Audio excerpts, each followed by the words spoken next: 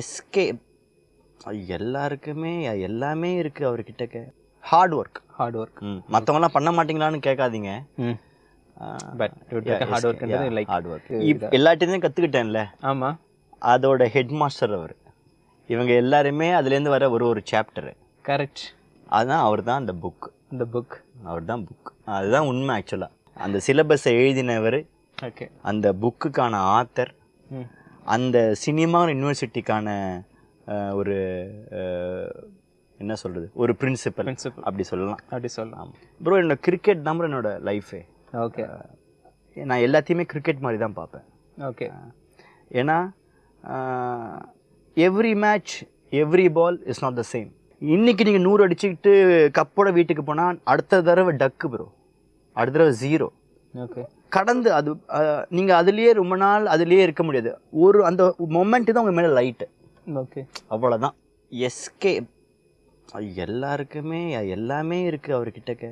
Hard work. மற்றவங்கலாம் பண்ண மாட்டீங்களான்னு கேட்காதீங்க. Hard work.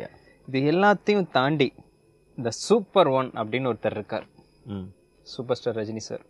அவரோடய நீங்கள் கபாலியில் ஒர்க் பண்ணீங்க. ஸோ அவர்கிட்ட நீங்கள் கற்றுக்கிட்டது இது என்றைக்குமே எனக்கு எல்லாத்தையும் கற்றுக்கிட்டேன்ல. ஆமாம், அதோட ஹெட் மாஸ்டர் அவர். இவங்க எல்லாருமே அதுலேருந்து வர ஒரு சாப்டரு. கரெக்ட். அதுதான் அவர் தான் அந்த புக். அவர் தான் புக். அதுதான் உண்மை. ஆக்சுவலாக ஓகே, அவர் தான். நீங்கள் உங்ககிட்ட தான் நான் ஆன்சர் எடுத்துட்டேன். த ஒன் அப்படின்னு சொன்னீங்கல்ல, த ஒன். அவர் தான் அந்த சிலபஸை எழுதினவர், அந்த புக்குக்கான ஆத்தர், அந்த சினிமா யூனிவர்சிட்டிக்கான ஒரு என்ன சொல்கிறது, ஒரு பிரின்சிபல் அப்படி சொல்லலாம். ஓகே. ஆக்சுவலாக இதெல்லாம் எங்கேருந்து வந்திருக்கணும்னு எனக்கு ஒரு விஷயமும் இருக்குது. அடுத்து இதை பற்றி தான் உங்கள்கிட்ட பேச போகிறேன். அடுத்த நீங்கள் பார்த்தீங்கன்னா ஆக்டர், கொரியோகிராஃபர், டைரக்டர், இதுக்கு எல்லாத்தையும் கனெக்ட் பண்ணக்கூடிய ஒரு விஷயம் இருக்குது. கிரிக்கெட்டர், நல்ல கிரிக்கெட்டர், ஒரு பேட்ஸ்மேன், கிரிக்கெட்டுங்க. ஸோ அதை பற்றி சொல்லுங்களேன் ப்ரோ. என்னோட கிரிக்கெட் தான் ப்ரோ என்னோட லைஃபே. ஓகே. நான் எல்லாத்தையுமே கிரிக்கெட் மாதிரி தான் பார்ப்பேன். ஓகே. ஏன்னா every match every ball is not the same. Correct. Bouncer வரும், யார்கர் வரும், என்ன வேணாலும் வரும், என்ன வேணாலுமே வரலாம். நம்மலாம் கூட இங்கேருந்து விராட் கோலி டீம் விட்டு தூக்குங்கலாம் சொல்லியிருக்கிறோம் இல்லையா எல்லாரும். அதெல்லாமே பண்ணியிருக்கிறேன். ஓகே. கிரிக்கெட்டுக்கு ஒரு பயங்கரமான ஒரு என்ன சொல்கிறது, உங்களுக்கு கிரிக்கெட் என்ன கற்றுக் கொடுத்துருக்கு ப்ரோ? அதை சொல்லுங்க. லைஃப்பை எப்படி பார்க்கணுன்னு கற்றுக் கொடுத்துருக்கு ப்ரோ. ஓகே. இன்னைக்கு நீங்கள் 100 அடிச்சுக்கிட்டு கப்போட வீட்டுக்கு போனால் அடுத்த தடவை டக்கு ப்ரோ, அடுத்த தடவை 0. ஓகே. கடந்து அது நீங்கள் அதுலேயே ரொம்ப நாள் அதுலேயே இருக்க முடியாது. ஒரு அந்த மொமெண்ட் தான் உங்கள் மேலே லைட்டு. ஓகே. அவ்வளோதான். அந்த லைட்லேருந்து நம்ம அடுத்து கடந்துடணும்.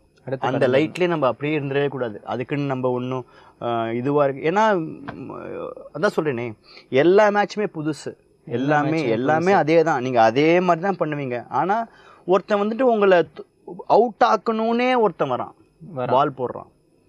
நான் அவுட் ஆக மாட்டேனே நீங்கள் நிற்கிறீங்க. எல்லாத்தையும் அதை நீங்கள் பண்ணி தான் ஆகணும். ஆமாம், இல்லைன்னா அது ஒன்றுமே இல்லை. Everything, life is all cricket தான். எவ்ரிதிங். ஆமாம் ப்ரோ. சரி, ஸ்போர்ட்ஸ் எனக்கு என்ன ரொம்ப டிரைவ் பண்ணுற விஷயம் ஸ்போர்ட்ஸ். அது ரொம்ப எனக்குள்ளுக்குள்ளே இருக்கிற ஒரு என்ன சொல்கிறது, கம்பீட் பண்ணுற ஒரு உணர்வை வந்து என்னை தூண்டிக்கிட்டே இருக்கும் எப்போவுமே. எல்லாமே காம்படிஷன், எல்லாமே நம்ம கம்பீட் பண்ணணும் அப்படின்னு இருக்கும். Plus physically it keeps me very fit. நான் என்ன சாப்பிட்றதுங்கிறது இருக்குது, எல்லாமே இருக்குது. ஸோ அதனால் எனக்கு plus apart from my work, என்னோடய பேஷன், என்னோடய ஹாபி எல்லாமே வந்துட்டு நான் பண்ணிக்கிட்டு தான் இருக்கேன். என்னோடய ப்ரொஃபஷன்லேயே இருக்குது. கட்டவே பண்ணி வேறு இடத்துக்கு போகும்போது different people, different 11 players, different opponents, எல்லாருமே அவங்க என்னெல்லாமோ பண்ணாங்க. டாக்டர்ஸ் வருவாங்க, வக்கீல்ஸ் வருவாங்க, அதுக்கப்புறமா ஐடியில் ஒர்க் பண்ணுறவங்க வருவாங்க, என்னெல்லாமோ இருக்கும். பயங்கர ஒரு அதுவும் அண்டர் 16 ஏதோ ஆடுறது, செலெக்ஷனுக்கு ஆடுறவனுக்கு ஒரு மேட்ச் ப்ராக்டிஸ் பண்ணணும், அவன் டீமில் வருவான், அவன் ஆப்பன் வருவான், என்னெல்லாமோ இருக்கும். இது வரைக்கும் அந்த மேட்ச் மாதிரி இந்த மேட்ச் இருந்தது இல்லையேன்னு ஒன்று இருந்ததே கிடையாது. எல்லாமே சண்டே கூட விளையாடினேன். ஆஃப்டர் 2 months 2 months 2 months பேட்டை தொட முடியல. ஏன்னா படத்தை முடித்து ரிலீஸ்க்கு பண்ணணுங்கிற ஒரு ஒர்க்கு வந்துருச்சு. அதுக்கப்புறமா ப்ரொமோஷன்ஸ் ஆக்டிவிட்டிஸ் இருந்துச்சு. அதுக்கப்புறம் இது இருந்தது. ஏன்னா சண்டே தான் நான் விளையாடுவேன். ஸோ அந்த மாதிரி ஒரு 3 சண்டே கிட்டத்தட்ட நான் போயிடுச்சு, ஸ்கிப் ஆயிடுச்சு. 3-4 சண்டே போயிடுச்சு. அதுக்கப்புறமா நம்ம ரெஸ்ட்டு ஓகேப்பா காமாக இருப்பேன். ஏன்னா வீட்டிலேயே டைம் ஸ்பெண்ட் பண்ண முடியாமல் இருந்தது. கொஞ்சம் வீட்டிலேயே உட்காந்துன்னு இருந்தேன், அந்த மாதிரி இருந்தேன். அப்புறமா படங்கள்லாம் போயிட்டு சாட்டர்டே சண்டேலாம் எப்படி மக்கள் ரிசீவ் பண்ணாங்க இப்படின்னு ஒரு 2 மாதம் தொடரல. போன சண்டே இப்போன்னு வந்து அது இது எப்போ வரப்போகுதுன்னு தெரியாது. ரீசெண்ட் சண்டேல போய் ஆடும்போது அந்த ஒரு தயக்கம் இருந்தது. ஒரு ஓகே காமாக இருந்தப்போ சொல்லிட்டு முதல் பால் நான் கவர் டிரைவில் நான் வந்துட்டு நான் 4 அடித்தேன். என்னோட பேட் நடுவில் பட்டுச்சு.